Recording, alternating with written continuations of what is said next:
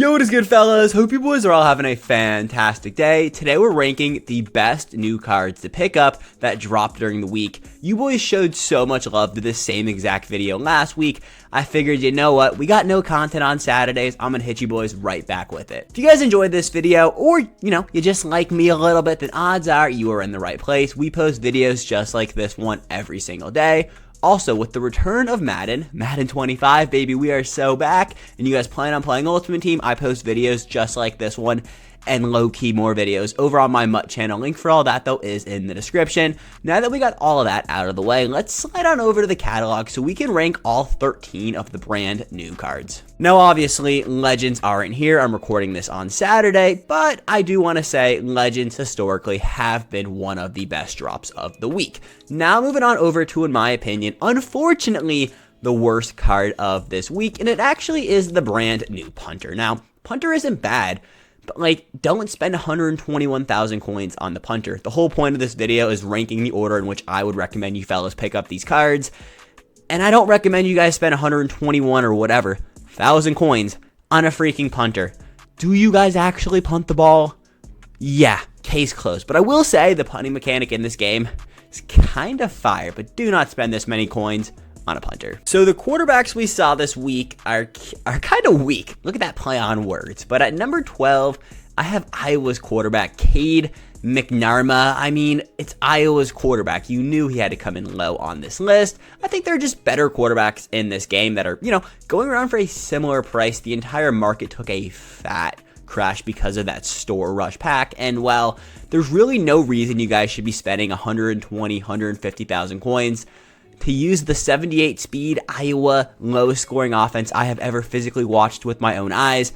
Quarterback, he's cool, great throwing stats with 78 speed. He is a righty, so I'll give him that over Tua. We also saw Tua, who, hint, hint, I have him coming in next. I don't think that card is very good either. Overall, just a very shitty week of quarterbacks, because considering last week, we got Lamar Jackson, who is a freak. Yeah, and I mean, Tua's coming in next, and the whole point of this video is literally cards that I recommend you guys pick up, and I do not recommend you guys pick up either of these quarterbacks. I think the free Will Howard, who again is my personal quarterback, is significantly better than these two shitters you actually have to spend coins on. I mean, Tua's alright. I mean, he's got decent throwing stats, cannot throw on the run, only 81 speed, and he's a lefty. So, for me personally, the only lefty quarterback I will ever use in a football Ultimate Team game is Michael Vick, but even then, it's I just do not rock with the lefties personally. Righties only for me, and, Tua is a shitty lefty. Now, this card is probably a top 7, 6 quarterback in the game, but even then, there are 5 to 6 other quarterbacks, some that are significantly cheaper or free compared to Tua that I would just recommend you guys use. Like I said over on the Cade, Iowa quarterback, fuck his last name, what I said over on his slide, the quarterback market took a fat tank because of that store rush week packs, and you fellas can pick up Lamar Jackson for a fraction. And, if you have Tua, I don't know what you're doing. Sell them off and go pick up my MVP. So now we're on to the players that I'm all right, they're decent, but I still think they're either their position group super loaded, and that's the case for Jonathan Taylor, or I just, wouldn't recommend picking them up. But for Jonathan Taylor, not a terrible card. Only 84 speed, 83 excel, 84 agility, 84 carrying, 85 truck, and 86 break tackle is very nice. As a power back, obviously, you fellas knew, EA actually follows archetypes this year. Now, the issue with the running back position is, holy shit, it's absolutely loaded. Is Jonathan Taylor a top 10 running back? He might be number 8. It's so unbelievably loaded. We're 3 weeks into the game.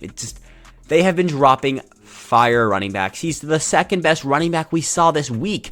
I mean, I'm talking about content over the course of 6 days.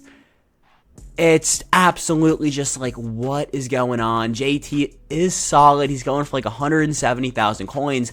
But even for that price, I don't even hate using the free Season 1 Field Pass Nick Singleton. He's good. JT's whatever. It's just the running back position. It's absolutely loaded. Now, the next player we're going to discuss is a position group that is not absolutely loaded. It is the tight ends. I have Loveland coming in out of Michigan. This card is all right. His 85, or it might be an 84, is oddly close in stats to his 86, but even then, this card is really good. It's a 6'5", 245, 84 speed tight end. I've just, he's coming in on the middle part of this list. I just think there are other cards I would personally recommend. For me personally, it's a speed game. I just pulled Jason Morrow yesterday. I don't think I'll move on from Jason Morrow, and I don't know when, because speed kills. Now, Loveland's good. He's 6'5" with 84 speed, decent run blocking, great catch, great catch in traffic, great short route running, and decent medium route running. And, tight end position is sort of weak, but even then, it's like, I don't know. He's coming in on the mid half of this list because he's a mid card. We got some bangers this week. All right, so that was the last conference story card, and we have 8 players left. From 8 up, these are cards that if you fellas want to pick up, they got the Moshi stamp of approval. First up, Christian Wilkins, probably realistically the most impactful card from this week's In Case You Missed It program. For whatever reason, this drop was kind of shitty. They sold the bag with part 3. Christian Wilkins, though, by far the best defensive tackle in the game. He's the fastest DT. I believe he's the heaviest when it comes to the usable guys. He's 6'4", 86 strength, 81 excel, great tackle, great block shed. He doesn't have fantastic finesse move, but again, he's a power rushing archetype, and EA is actually following archetypes when it comes to CFB. All in all, though, Christian Wilkins is a stud, and if you need a defensive tackle, I do not hate this pickup for your guys' squad. I think he is really freaking good. Coming in at 7, I got Ben Powers out of Oklahoma. Now, I said Christian Wilkins is probably the best player. I think picking up the offensive lineman is probably the most impactful for your team. Ben Powers is the best right guard we have in the game. Now, all the other good right guards we have in the game so far are either really good at pass block or run block. Ben Powers is really good at both. 85 strength, 81 awareness, 85 pass block, and 85 run block. 6'4", 310 pounds. The only reason he's not higher up on this list is your offensive line doesn't really block just because that's the game. And do you really want to be spending 270,000 coins on a right guard this early into the cycle when odds are we'll probably be getting some free offensive linemen in a few weeks that'll do exactly what Ben Powers does? That's what's the debate here. And I just, I think he's really good. You're a cut millionaire by all means, but for me, we'll sit this one out. And on to the last In Case You Missed It player. For me personally, the tackle position is just a little bit more important than the guards, and that's why Andrew Thomas is coming in at 6. Now, you guys see that 75 pass block finesse. I don't care because you guys see the 83 and the 86 for the other pass blocking stats. Doesn't really matter. He's also 6'5", 315 pounds, so just significantly bigger than Ben Powers. Like I also said, I value a good tackle more than a good guard. These edge rushers in this game are just progressively getting better, and if I were to pick up between Thomas and Ben Powers, for me personally, I'm going Andrew Thomas, and that's why he's higher up on the list of best cards to pick up from this week. It makes sense. So the top 5, we got 4 of the Ultimate Alumni, and then actually 1 Conference Stories card. Look at me, I don't know ball. But the worst Ultimate Alumni card, and I don't think he's the worst, I'm going to go with Saquon, and that is simply because the running back position is so deep. I think he's like the 3rd.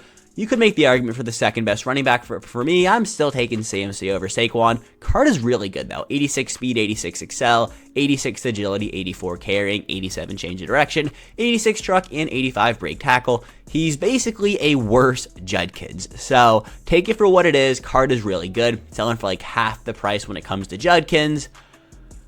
But he's still the 3rd best running back in the game, and I can't have him higher up than 5. Coming in at 4, it's Micah Parsons. Now, the outside linebacker position, again, oddly stacked, but I do think Micah Parsons fills in nicely. In my opinion, he is probably the 2nd best outside linebacker in the game. I think he's better than Abdul Carter, the Season 1 LTD. Micah Parsons looks better. 86 speed, 84 excel, 86 strength, 83 tackle, 85 block shed, 86 power, and 80 finesse. 6'3", 241 pounds. He is going to just absolutely destroy these non-existent offensive lines. Also 86 speed. You can user on him if you want. He does have 74 catch too, which is significantly better than Abdul Carter. Trust me, I know that dude cannot catch picks to save his life. Literally had to convert him to a on-the-ground defensive lineman. Now, Micah Parsons, really good, can honestly do pretty much anything for you on your defense. And, coming in at the top 4 for a fire week of cards, I think it's fair. So those were all of this week's 86s. Moving on to this week's 87s. And first up, I'm going to go with A.J. Brown. Now, I know, Caleb Downs could have gone here. I understand the argument. But A.J. Brown isn't the best wide receiver in the game. I do think Caleb Downs is the best at his position. Obviously, Luther Burden is a 90 overall. And if you guys can afford Luther Burden, I would recommend you pick him up over A.J. Brown. But besides that, for 400 and whatever thousand coins, AJ Brown is a freak. 87 speed, 82 jump, 87 catch, 84 catch in traffic, 85 spec, 87 short, 86 medium, and 85 deep. 6'1", 226 pounds. Also, card art, absolutely gorgeous. AJ Brown, a really, really good card to pick up this week. If you fellas can afford him and you need a wide receiver, go pick him up. Moshi stamp of approval. And then there were two, and I guess I kind of gave it away when I said it was between Downs and AJ Brown, but I have Caleb Downs coming in at number 2. His 83 overall Heisman hopeful card is still my starting free safety. He is so freaking good. This card, really freaking good. Probably it is the best safety in the game. I think he is better than the 6'4", play 250 win 250 head-to-head or house rule games. I'm taking Caleb Downs for 550,000 coins any day of the week. 86 speed, 85 excel, 83 tackle, 85 pursuit. He is 86 man and zone and 81 hit power. He is the definition of a hybrid safety, and look at that. That's his archetype. But if it didn't give it away, in my opinion, this week's best card is also the most expensive. Funny how those things work. It's Sauce Gardner, the zone corner. I mean, yeah, he's a 6'3", 200-pound DB. Now, he isn't the best defensive back in the game. I still think that honor belongs to Will Johnson, but I think the gap between Sauce and Will Johnson isn't as bad as it comes down to the other players. For me personally, I'm valuing a fire DB over a fire safety, and that's why Sauce Gardner's coming in at number 1. The height on Sauce is something that is also unmatched when it comes to the other DBs. I believe Will Johnson is 6'1" or 6'2". Sauce is freaking 6'3", 200 pounds with 87 speed, 87 excel, 86 man, 87 zone, 84 press 2. Definitely a very fire card. Now think back to that Darrelle Revis we got with the Legends LTD, and he was a zone cover corner, or I believe he was a man coverage corner that had like 74 zone. Now Sauce is a zone coverage corner, but he is 86 man. EA really did this card absolutely disgusting. I see the argument all over the internet. It's like, why are we getting NFL players? That's what's for Madden. And yeah, I get it. Sauce is an NFL stud. EA does not care. He was a beast in college too. That's kind of how these things work. If you're really good in college, then there's probably a very high percentage chance you're going to be good in the NFL. Obviously, that's not how it always works out. Shout out Tavon Austin, but we'll get those cards soon when Madden drops. And fellas, that is everything I got for you boys today. Hope you fellas have a fantastic rest of your Saturday, and I'll catch you tonight. Yeah, we got Legend reveals tonight at 8 p.m., so be locked in over on the short side of this channel for that. Until then, peace.